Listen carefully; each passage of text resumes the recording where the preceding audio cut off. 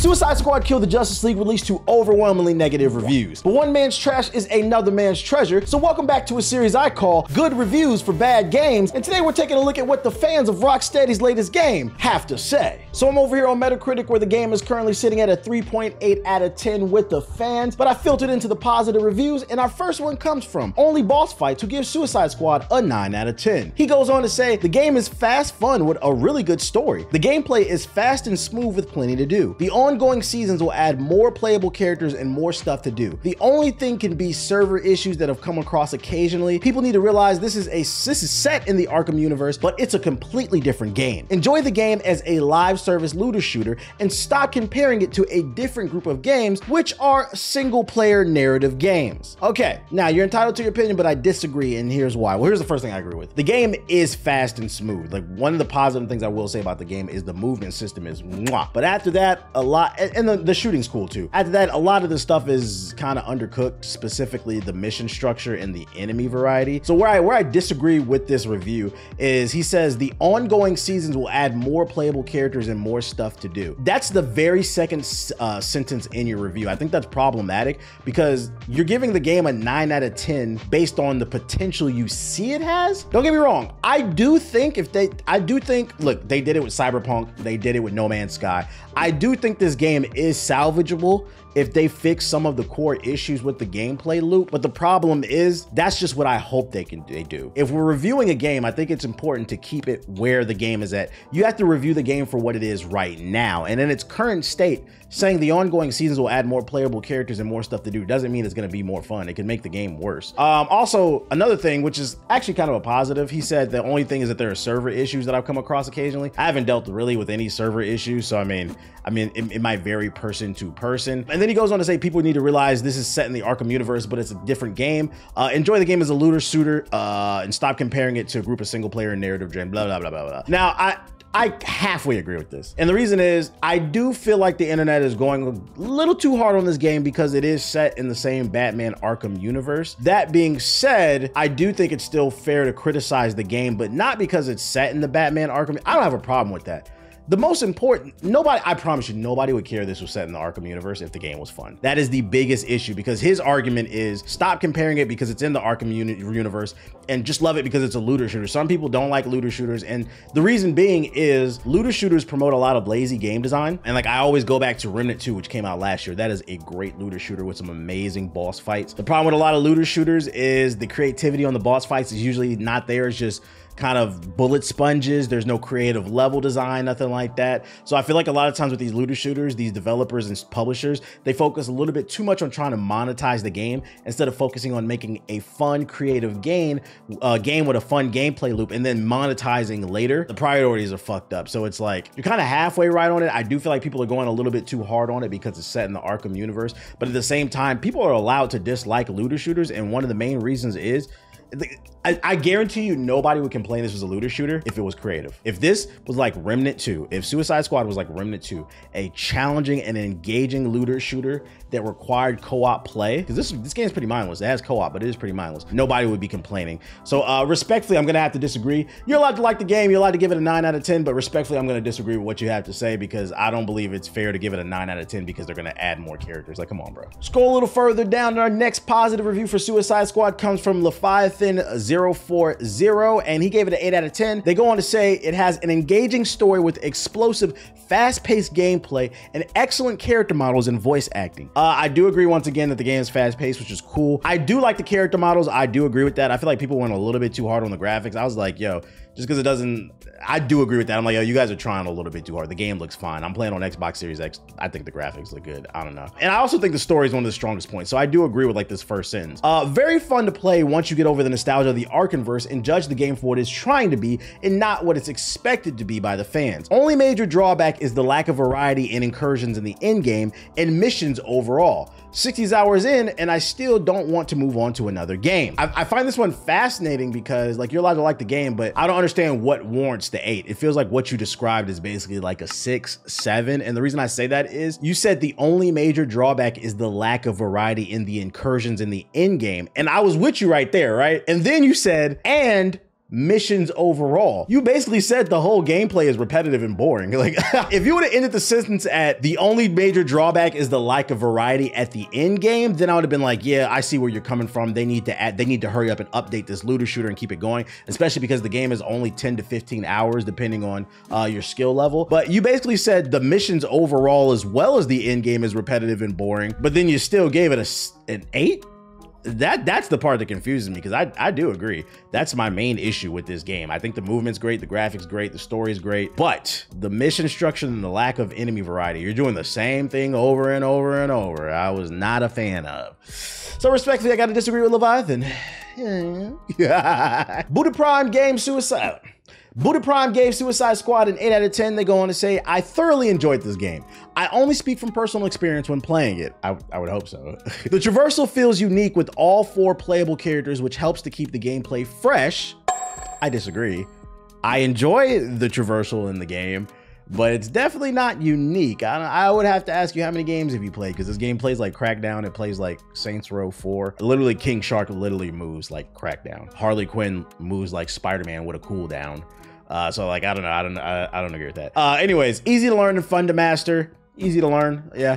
Repetitive missions are a problem with the game. However, it is important to remember how a live service game works, with new missions and stories being added post-launch. What does the new content being added post-launch have to do with the current content being repetitive? That is a terrible argument. Those two have nothing to do with one another, okay? They've confirmed that the content will all be released for free with each of the upcoming seasons. That's good. Right now, it's early days, and my overall advice would be, if you're interested in the game now, then buy it and make your own opinion on it. However, if you're uncertain, then waiting a few months for additional content to be added, or maybe a sale, would not be a bad idea. That was a crazy run-on sentence. Hope you have a fantastic day if you're actually reading this. Well, Buddha Prime, I was reading this, and I have to say, the first half of this review, it's okay. I disagree with some points, but this second half of the review, I'm not gonna lie, it's awful. They had us the first half, I'm not gonna lie. The second half of the review consists of buy the game and form your own opinion. Now, I agree with that sentiment. The problem is, you gave the game an 8 out of 10, you barely talked about why. And one of the main key points that you made, I can easily refute that. You said that the traversal system is unique. No, it's not. I've played this game plenty of times before. And then the second half of the review, you basically just say, buy the game,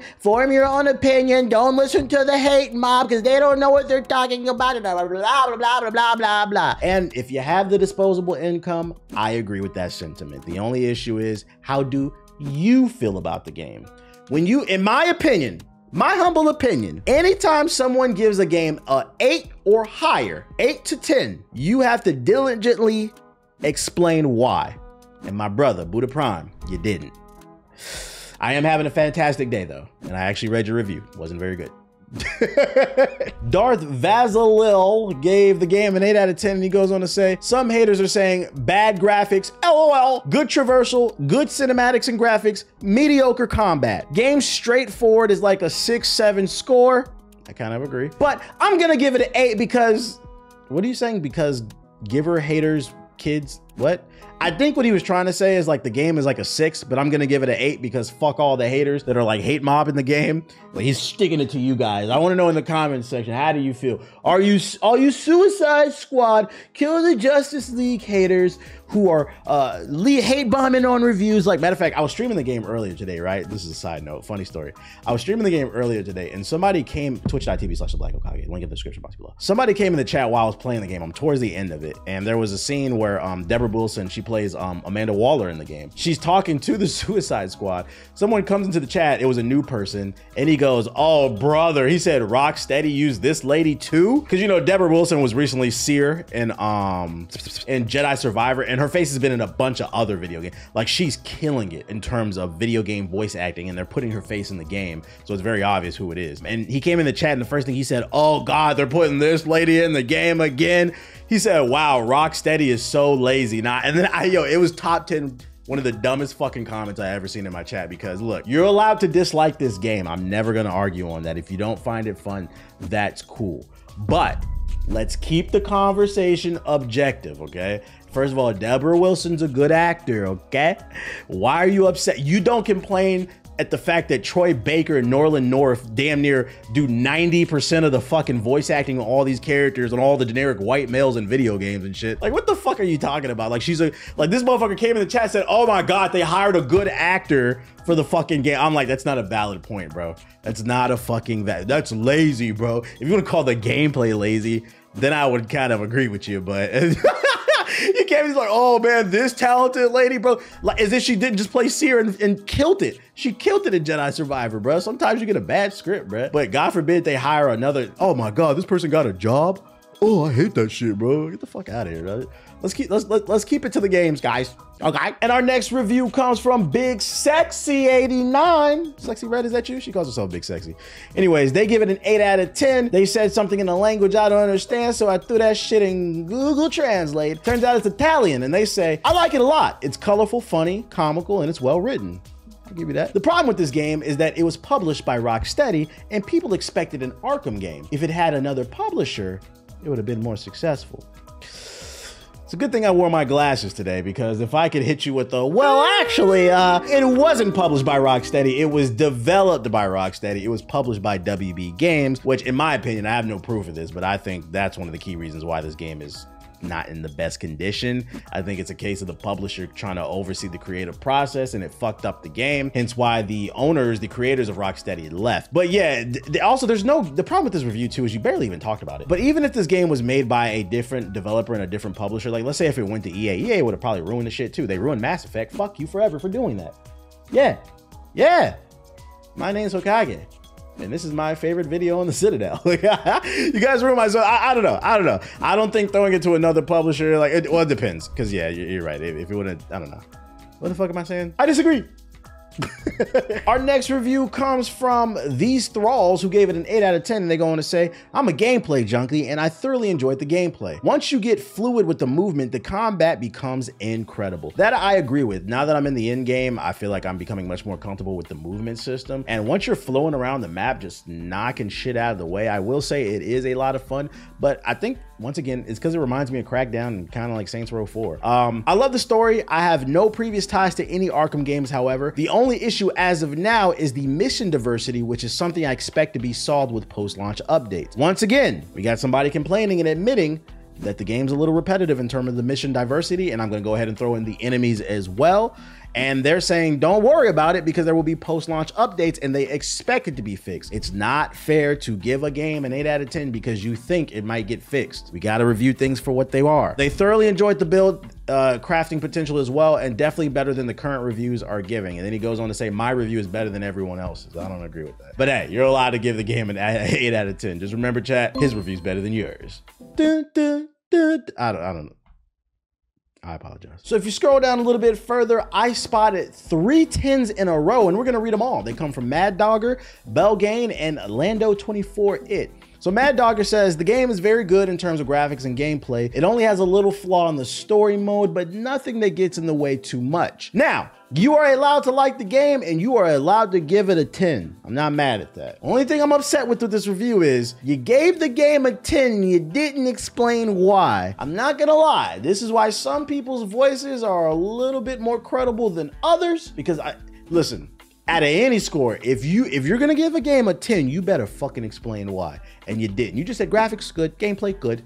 Nah, buddy, I'm gonna need a little bit more depth from you. So you're allowed to give it a 10, but this review is pretty mid, I'm not gonna lie. Belgin says, been playing this game since early access and I love every minute of it. Best played with a group of friends, but I just love this game. I'm towards the end of the game and I wanna add on to that. That is 100% true. Another issue with this game is there are very specific moments, and I'm not going to spoil anything, where you could tell it was very obvious that you're supposed to be playing with friends. Things can get overwhelming, and then there's other missions where like one member's doing one thing and then another is doing another. And if you were playing co-op, you could have just been doing it together and the mission would have been easy. But then it would, because you're not, I'm mainly playing solo, the camera just cuts to all the different characters and it makes the mission drag on longer than what it needs to be. And it's fucking annoying. It is though a looter shooter, and if you're not into those kind of games, then you probably won't enjoy this one. Reminds me of a third-person Borderlands game with a traversal mechanic.